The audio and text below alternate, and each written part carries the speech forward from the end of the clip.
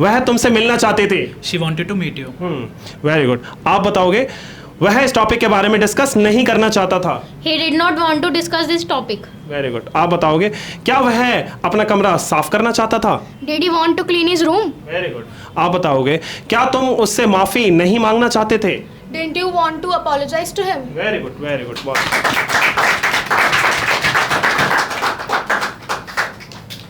Hello friends, my name is Jordan and I am an English trainer. So आज मैं आपको wanted to पढ़ाने आया हूँ। क्या दोस्तों? Wanted to. सो इसका यूज पास्ट के सेंटेंसेस को बनाने के लिए किया जाता है। कुछ सेंटेंसेस हैं जिसके अंत में ना चाहता था, ना चाहती थी, ना चाहते थे साउंड आएगा या फिर सेंस आएगा, तो आपको उन सारे सेंटेंसेस को वांटेड टू को यूज करके ट्रांसलेट करना है। ठीक है, चलिए इसको अच्छे से समझते हैं। इसको समझने से पहले मैं आपको कुछ सेंटेंसेस बता देता हूं ताकि आपको समझ में आ जाए कि किस तरीके से वांटेड टू का यूज किया जाता है। जैसे कि वह मुझसे मिलना चाहता था, तो ही वांटेड टू मीट मी। वह मुझसे माफी मांगना चाहता था, तो ही wanted to apologise to me. मैं उसे माफ करना चाहता था, तो I wanted to forgive him. Clear हो गया? सो आज ही इसको अच्छे से समझते हैं। ये देखो लिखा भी हुआ है वांटेड टू। हिंदी वाक्य के अंत में जो साउंड आएगा या फिर सेंस आएगा वो भी लिखा हुआ है। ये देखो, ना चाहता था, ना चाहती थी या फिर ना चाहते थे। क्लियर हो गया? अब आप पूछोगे कि ये ना क्या है, तो मैं आपको बता देता हूं। इस ना को आपको वर्ब में जोड़ना है और सेंटेंसेस को बनाते रहना है। जैसे कि वो पढ़ना चाहता था, तो पढ़ना क्या हुआ? वर्ब हुआ। वर्ब के अंत में देखो क्या आ रहा है? ना आ रहा है, नहीं आ रहा? आ रहा है ना? तो ना चाहता था। वह मुझसे मिलना चाहता था, तो मिलना क्या है? वर्ब है। तो देखो मिलने के अंत में क्या आ रहा है? लास्ट में साउंड क्या आ रहा है या फिर सेंस क्या आ रहा है? ना आ रहा है या नहीं आ रहा है? आ रहा है ना? तो ना चाहता था। वह मुझसे बात करना चाहता था, करना चाहता था। ना आ रहा है ना लास्ट में? तो यानी कि बात करना क्या हुआ? वर्ब हुआ। तो वर्ब के अंत में क्या आ रहा है? ना आ रहा है ना? और बाकी लास्ट में क्या आ रहा है? चाहता था। तो ना चाहता था। तो आज ही इसको अच्छे से समझते हैं। पॉजिटिव सेंटेंसेस बनाने के लिए निम्न स्ट्रक्चर का प्रयोग किया जाता है। देखो स्ट्रक्चर भी लिखा हुआ है। Subject plus wanted two plus verb के फर्स्ट फॉर्म का यूज करना है, फिर प्लस ऑब्जेक्ट, उसके बाद आपको फुल स्टॉप लगाना है। ये याद रखना, आपको सब्जेक्ट के बाद वांटेड टू लगाना है, जो कि वांट का सेकेंड फॉर्म है, वांटेड। क्लियर हो गया? इस स्ट्रक्चर को आपको पास्ट के सेंटेंसेस को बनाने के लिए यूज करना है। ठीक है, तो चलिए आज ही कुछ सेंटेंसेस की प्रैक्टिस कर लेते हैं ताकि आपको समझ में आ जाए। देखो पहला सेंटेंस क्या है हमारा? अर्नब रोना चाहता था। लास्ट में साउंड क्या आ रहा है या फिर सेंस क्या आ रहा है? ना चाहता था। तो इसकी वजह से क्या आएगा दोस्तों? Wanted to. तो देखो लिखा भी हुआ है वांटेड टू, तो इसका ट्रांसलेशन क्या हो जाएगा? Arnab wanted to cry. आज ये नेक्स्ट सेंटेंस पढ़ते हैं। वह मरना चाहती थी, तो इसका ट्रांसलेशन क्या हो जाएगा? She wanted to die. आज ये नेक्स्ट सेंटेंस पढ़ते हैं।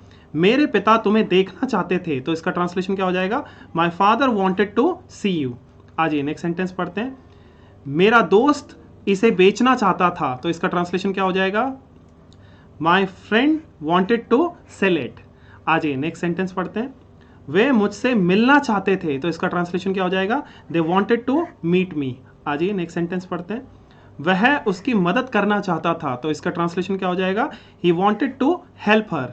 अगर लड़का है तो हिम लगाना है। क्लियर हो गया? लड़की है तो हर। ये देखो, तुम्हारे पिता मुझे दंड देना चाहते थे, तो इसका ट्रांसलेशन क्या हो जाएगा? Your father wanted to punish me. आज ये नेक्स्ट सेंटेंस पढ़ते हैं।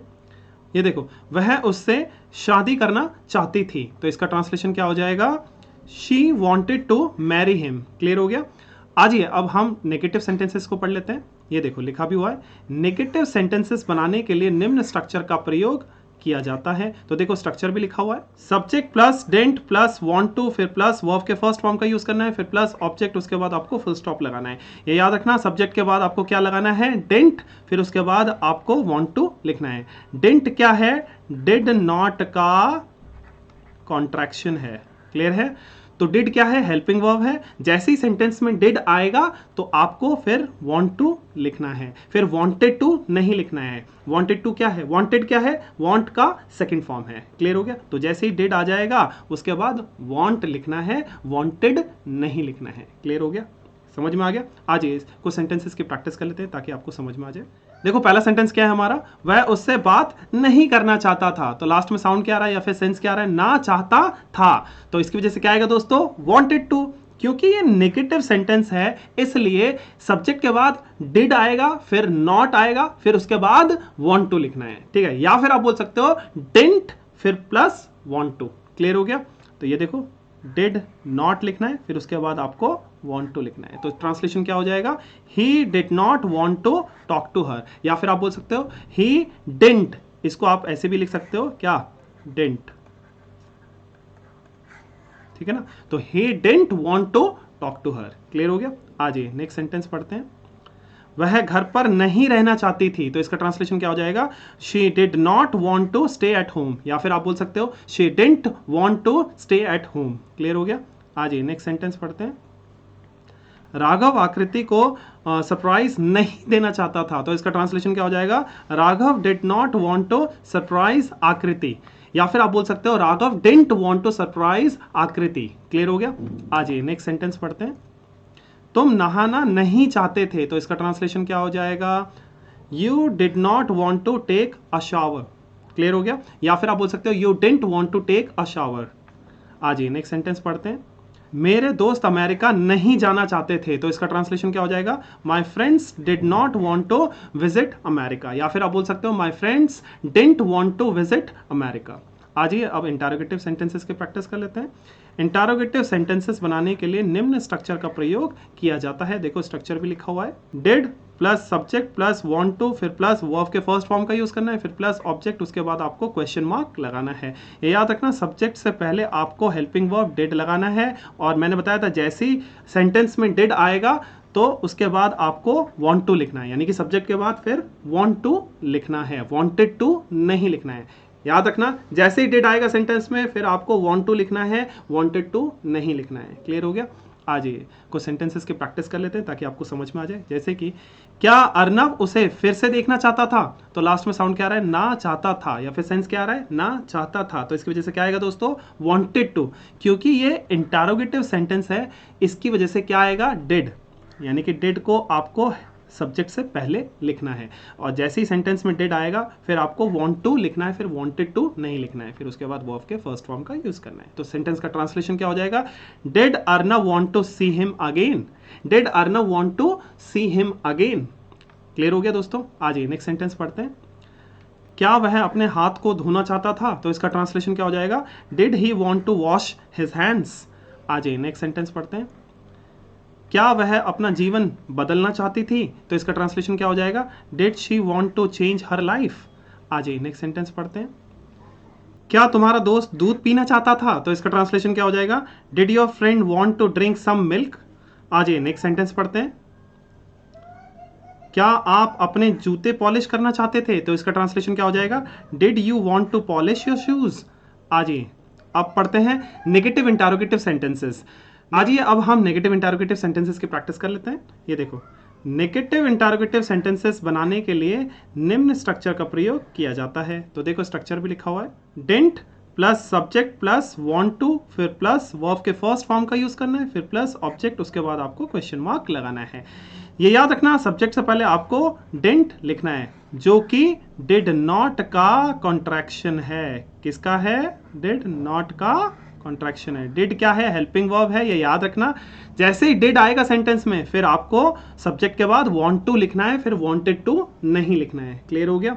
आ जाइए सेंटेंसेस की प्रैक्टिस कर लेते हैं ताकि आपको अच्छे से समझ में आ जाए। देखो पहला सेंटेंस क्या है हमारा, क्या वह उसके बगल में नहीं बैठना चाहती थी, तो लास्ट में साउंड क्या आ रहा है या फिर सेंस क्या आ रहा है, ना चाहती थी, तो इसकी वजह से क्या आएगा दोस्तों, वांटेड टू, क्योंकि ये नेगेटिव इंटरोगेटिव सेंटेंस है इसलिए डिडंट सब्जेक्ट से पहले आएगा। ये देखो सब्जेक्ट से पहले डिडंट आ रहा है, और जैसे ही सेंटेंस में डिड आएगा उसके बाद आपको वांट टू लिखना है, वांटेड टू नहीं लिखना है। तो इसका ट्रांसलेशन क्या हो जाएगा, didn't she want to sit next to him, didn't she want to sit next to him. आ जाइए नेक्स्ट सेंटेंस पढ़ते हैं। क्या अलीशा दक्षा से कुछ पूछना नहीं चाहती थी, तो इसका ट्रांसलेशन क्या हो जाएगा, didn't Alisha want to ask Daksha something, didn't Alisha want to ask Daksha something. आ जाइए नेक्स्ट सेंटेंस पढ़ते हैं।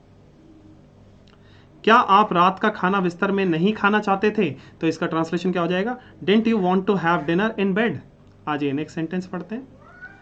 क्या आपका दोस्त उत्तरी अमेरिका नहीं जाना चाहता था, तो इसका ट्रांसलेशन क्या हो जाएगा, didn't your friend want to visit North America. आ जाइए नेक्स्ट सेंटेंस पढ़ते हैं। क्या वह इस बारे में मैरी से बात नहीं करना चाहता था, तो इसका ट्रांसलेशन क्या हो जाएगा, didn't he want to talk to Mary about it, didn't he want to talk to Mary about it. आ जाइए अब हम WH फैमिली इंटरोगेटिव सेंटेंसेस की प्रैक्टिस कर लेते हैं। ये देखो, WH फैमिली इंटरोगेटिव सेंटेंसेस बनाने के लिए निम्न स्ट्रक्चर का प्रयोग किया जाता है। तो देखो स्ट्रक्चर भी लिखा हुआ है, WH family plus did plus subject plus want to, फिर प्लस वर्ब के फर्स्ट फॉर्म का यूज करना है, फिर प्लस ऑब्जेक्ट, उसके बाद आपको क्वेश्चन मार्क लगाना है। ये याद रखना, WH फैमिली के बाद आपको हेल्पिंग वर्ब डिड लगाना है, उसके बाद आपको सब्जेक्ट लिखना है। और मैंने बताया था सेंटेंस में अगर डिड एक बार आ गया है तो उसके बाद आपको वांट टू लिखना है, फिर वांटेड टू नहीं लिखना है। क्लियर हो गया?